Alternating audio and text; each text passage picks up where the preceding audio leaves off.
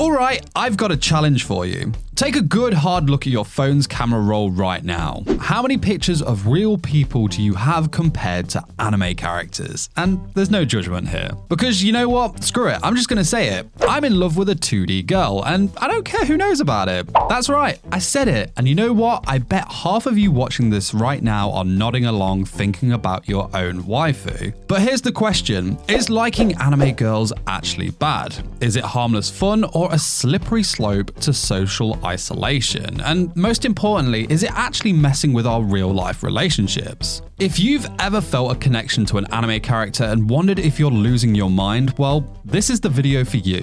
Well, alright, let's dive into this waifu business. Waifu? What? No waifu. Our friends.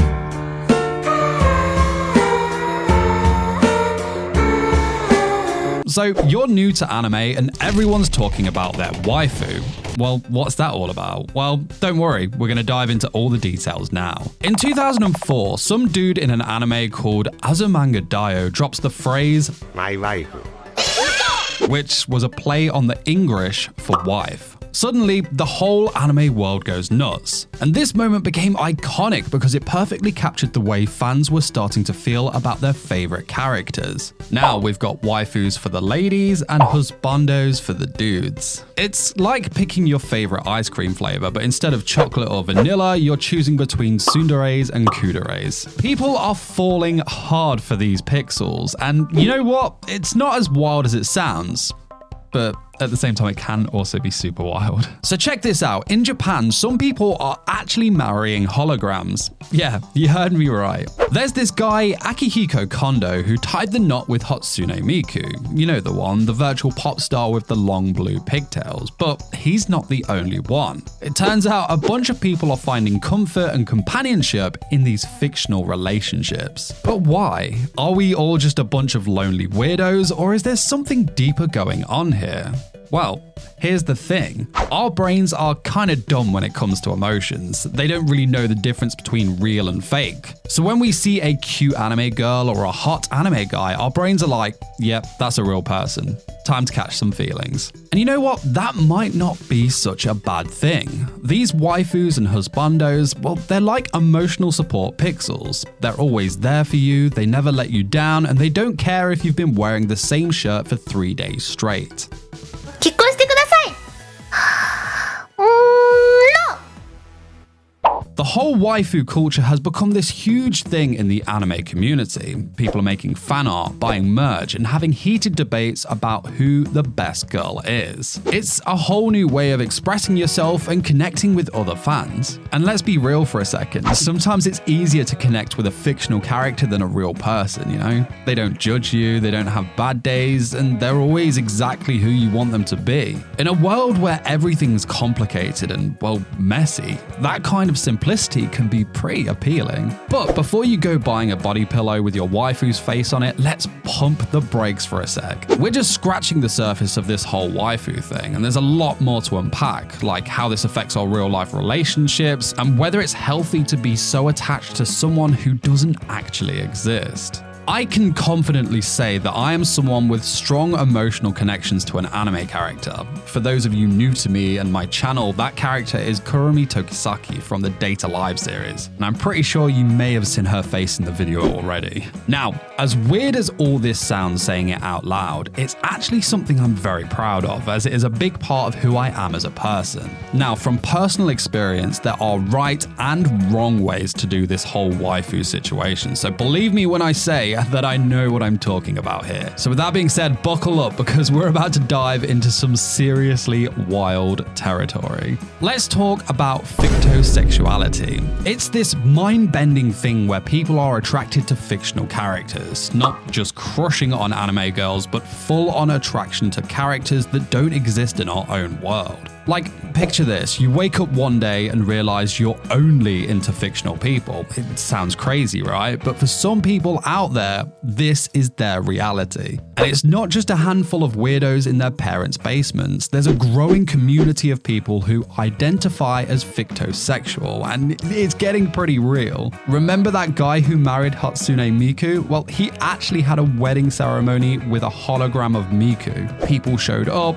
there was cake, the whole shebang. And he's not alone. There are people out there forming deep emotional connections with characters that aren't even real. Some say it's even helped them overcome stuff like depression, which is pretty heavy, right? But when you think about it, it's also pretty cool at the same time. But of course, there is that question. Why would someone choose a pixel partner over a flesh and blood human? Well, there are a few theories. Some say it's about control. Let's face it, relationships can be messy. With a waifu, you don't have to deal with real-world drama. No arguments about whose turn it is to do the dishes, things like that.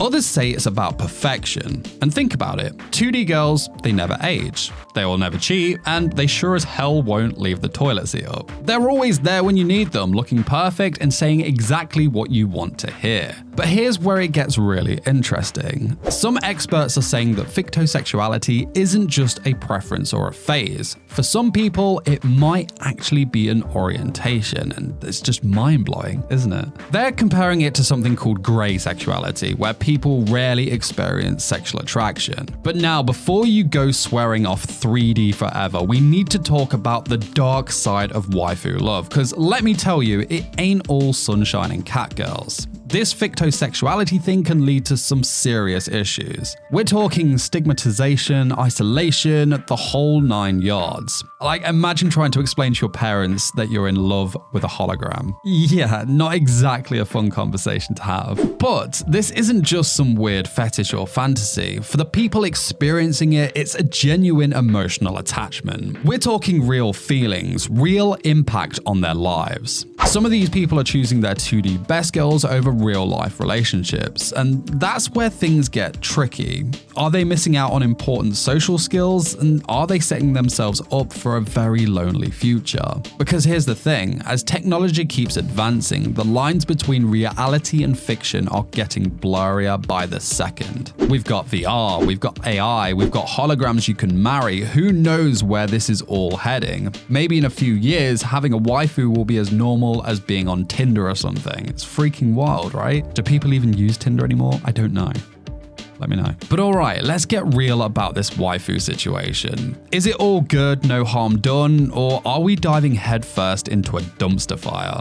Well, let's break it down. Waifus can be pretty awesome, I'm not gonna lie. They're there for you when you need a pick-me-up, and sometimes they can even inspire you to be a better person. Like, maybe you want to be as brave as your favorite anime girl, or as kind as that dude from that one show, and that's cool, right? I'm all for taking inspiration from these characters. But every silver lining has its cloud. What happens when your waifu becomes your whole freaking world? Well, that's when things start to get a little weird.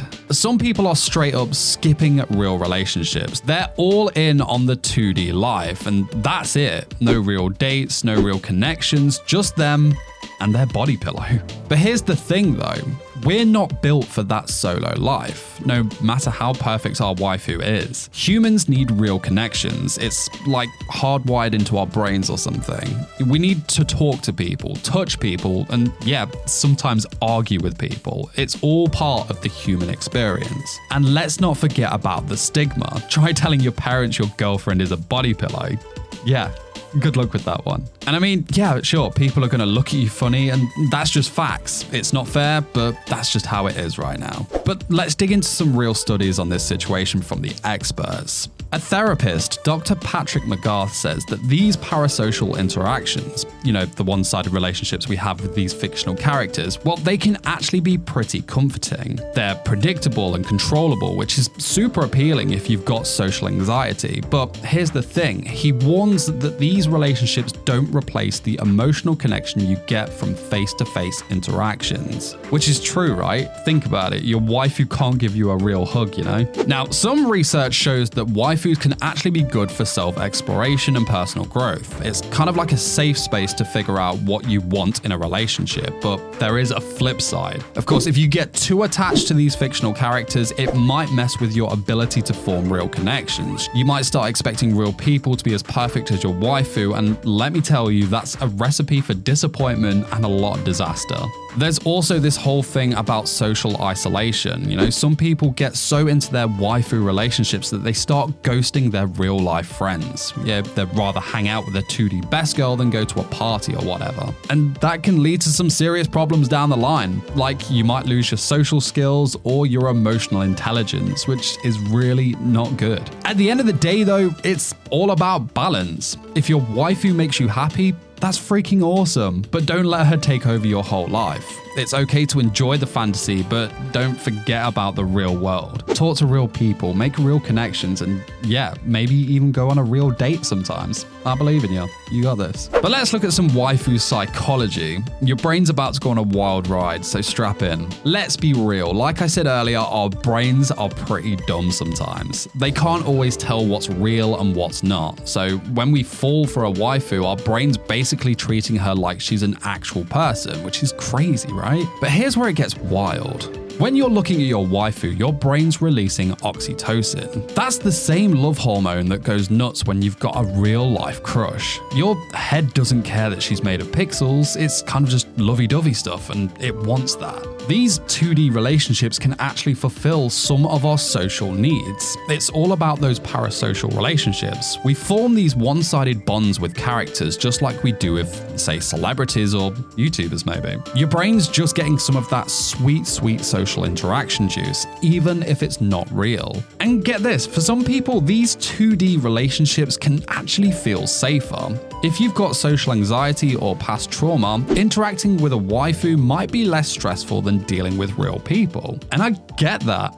There's no judgment, no unexpected reactions, just pure waifu goodness. But here's the thing. Safe as that is, our brains also need real two-way interactions to stay healthy.